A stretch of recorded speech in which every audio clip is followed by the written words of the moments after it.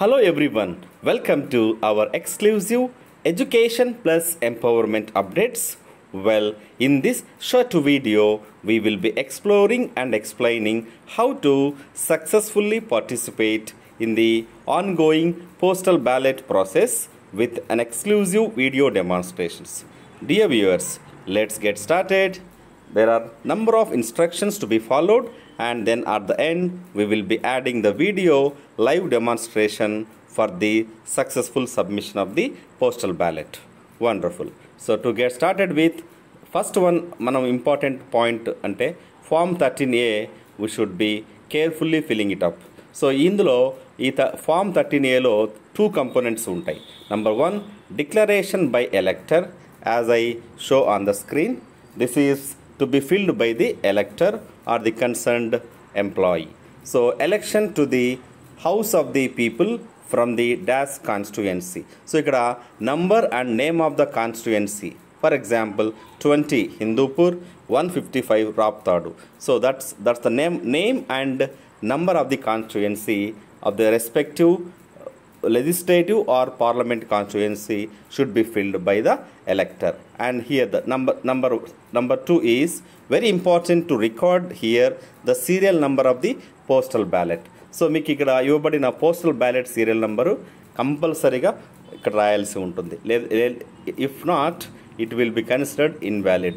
So in the previous elections there are number of postal ballots which are considered invalid. So the number of the invalid applications were very high in number. So let us be very careful. So followed by signature of the elector. ఇక్కడ మన సంతకం కంపల్సరీగా ఇక్కడ చేయాల్సి ఉంటుంది, otherwise it will be considered as invalid. So date and the second component is attestation of signature. So ఇది gazetted headmaster or gazetted officer will be made available at the facilitation centre. So వాళ్ళు provide చేసి ఉంటారు. వాళ్ళ దగ్గరికి వెళ్ళిన తర్వాత stamp ఈ యొక్క అటెస్టేషన్ చేయించుకొని ఈ డీటెయిల్స్ అన్ని ఫిలప్ చేయాలి.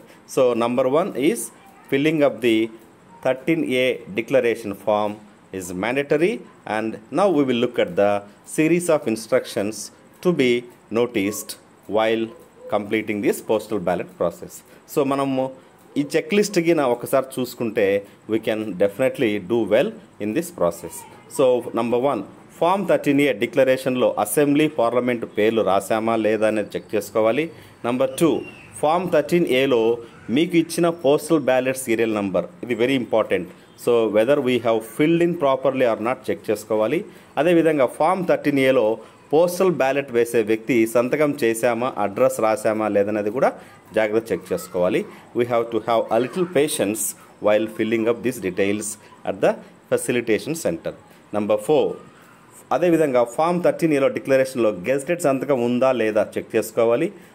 బ్యాలెట్ పేపర్లో మనకు నచ్చిన వారికి ఓటు మార్కుల తర్వాత ఆ బ్యాలెట్ పేపర్ తగిన రీతిలో సో ఇది ఏ విధంగా ఫోల్డ్ చేయాలి అనేది మనకు లైవ్ డెమాన్స్ట్రేషన్ వీడియోలో చూసుకున్నాం.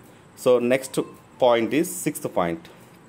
ఇప్పుడు డిక్లరేషన్ ఫామ్ 13A మరియు ఇన్నర్ ఏ బ్యాలెట్లో ఉంచి అతికించిన కవర్ను రెండు కలిపి outer cover B, that means form 13C separate ఎన్వలప్లో అవుటర్ కవర్ బి అతికించాలి. సో ఈ ప్రాసెస్ కూడా మనం వీడియోలో చూసుకుంటాము. సో కొన్ని ఈ యొక్క ఇన్స్ట్రక్షన్స్ను ఒకసారి let us have a glance at that. Now very important thing during this ticking process, postal ballot paper ఈ విధంగా మనకి ఉంటుంది. ఇందులో మనకి క్యాండిడేట్స్ ఆర్ కంటెస్టెంట్స్ నేమ్స్, వాళ్ళ ఫొటోస్, రెస్పెక్టివ్ సింబల్స్ ఉంటాయి. సో ఏ విధంగా ticking appropriately, very very important. Here most of the postal ballots are rejected because the way it has been ticked. So బాగా గమనించండి, చాలామంది returning officers audio and video కూడా మనకు share చేశారు. ఎట్టి పరిస్థితుల్లో టిక్ మార్క్ ఈ విధంగా ఉండాలి. కింది వాటికి పై వాటికి తగిలితే డెఫినెట్గా అది ఇన్వాలిడ్ అవుతుంది. సో ఒక్కసారి we have to ensure that we have ticked appropriately as per the guide lines. So the next thing is facilitation సెంటర్లో మనకి పిఓ, ఏపీఓలు ఉంటారు. వాళ్ళ సహాయంతో ఈ 13A, 13B, 13C, 13D ఈ 4 ఫామ్స్ మనకి ఒకసారి చూసుకున్న తర్వాత we should be getting in to the compartment area where we have to exercise our franchise, means we cast our vote nicely and smoothly. So this is the last slide. Now after this we will be going into the live video. So let's now go to the live demonstration done by one teacher for our better understanding. So thank you. అందరికీ నమస్కారం. ఇప్పుడు మనం postal ballot నందు ఉపయోగించే కవర్లు మరియు ఫారాల గురించి తెలుసుకుందాం. అలాగే దాంతోపాటు పోస్టల్ బ్యాలెట్ని ఎలా వేయాలో కూడా నేర్చుకుందాం. పోస్టల్ బ్యాలెట్లో మొదటిది 13A ఫారం. దీన్ని ఓటర్ డిక్లరేషన్ అంటారు. ఈ డిక్లరేషన్ నందు ఓటర్కి అందించినటువంటి బ్యాలెట్ పేపర్ యొక్క సీరియల్ నెంబర్ని రాసి ఓటరు సంతకం పెట్టవలసింది. ఆ తర్వాత అటెస్టింగ్ ఆఫీసర్, గెజిటెడ్ ఆఫీసర్ చేత ఈ యొక్క ఇతన్ని ధృవీకరిస్తూ సంతకం అనేది చేయించి దీన్ని కవర్లో పెట్టవలసి ఉంది. ఎవరైనా ఐడెంటిఫైర్ ఉన్నట్టయితే ఇతన్ని ఐడెంటిఫై చేసినప్పుడు మాత్రమే ఈ ఐడెంటిఫైర్ అనే కాలంని వాడుకోవాల్సింది, లేకపోతే అవసరం లేదు. తదుపరి రెండోది పోస్టల్ బ్యాలెట్ నందు ఉపయోగించే రెండవ ఫారం 13B. దీన్నే కవర్ ఏ అని, ఇన్నర్ ఎన్వలప్ అని పిలవడం జరుగుతుంది. ఈ కవర్ పైన ఏ కాన్స్టిట్యున్సీకి అయితే మనం ఓటు వేస్తున్నామో ఆ కాన్స్టిట్యున్సీ యొక్క పేరు రాసి, అలాగే మనకి ఇచ్చినటువంటి పోస్టల్ బ్యాలెట్ యొక్క సీరియల్ నెంబర్ని కూడా దీని మీద రాయాల్సింది. ఓటు వేసినటువంటి పోస్టల్ బ్యాలెట్ని ఈ కవర్ నందే ఉంచి సీల్ చేయాలి. తర్వాత వాడేటువంటి మూడవ ఫారం 13C.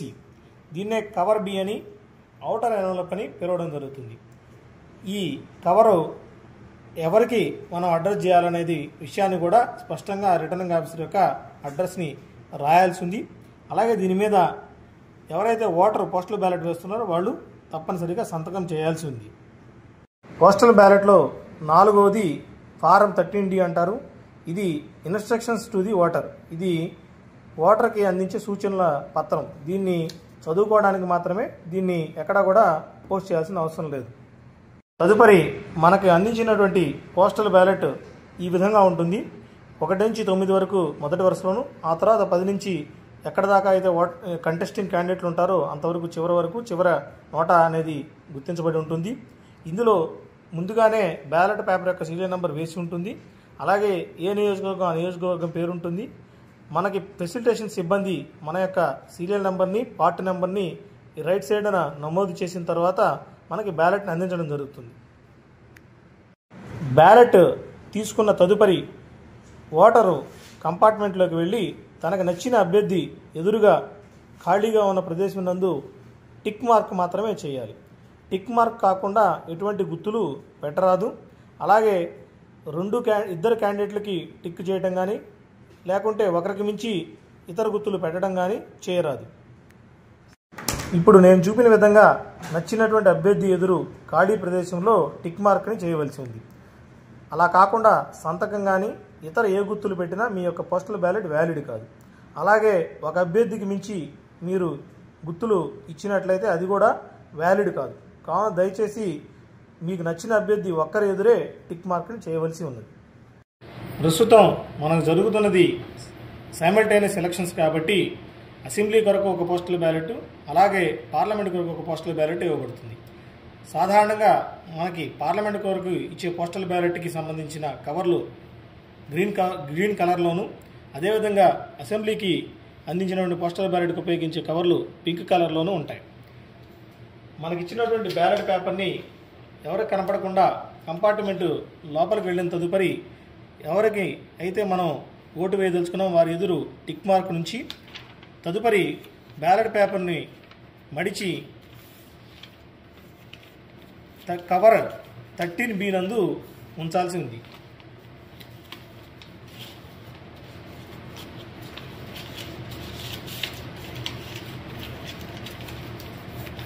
తదుపరి సదరు కవర్ని సీల్ చేసి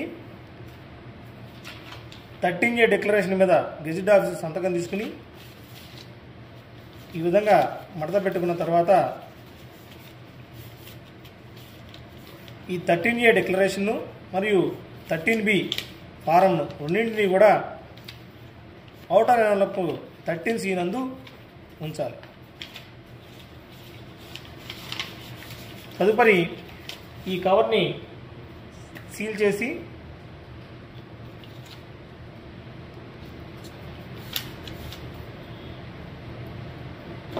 ఇందాక చెప్పినట్టు పైన రిటర్నింగ్ ఆఫీసర్ గారి అడ్రస్ అలాగే సిగ్నేచరు, ఎవరైతే ఓటరు పోస్టల్ బ్యాలెట్ ఉపయోగించారో వారి యొక్క సంతకం ఉంచి పైన కాన్స్టిట్యున్సీ నేమ్ కూడా రాసిన తదుపరి ఈ కవర్ బీని ఉన్నటువంటి డ్రాప్ బాక్స్లో, ఫెసిలిటేషన్ సెంటర్లో ఉన్న డ్రాప్ బాక్స్లో పోస్ట్ చేయాల్సి ఉంది.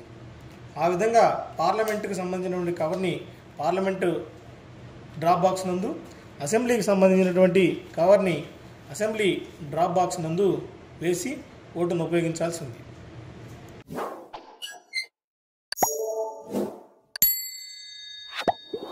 Hello everyone, welcome.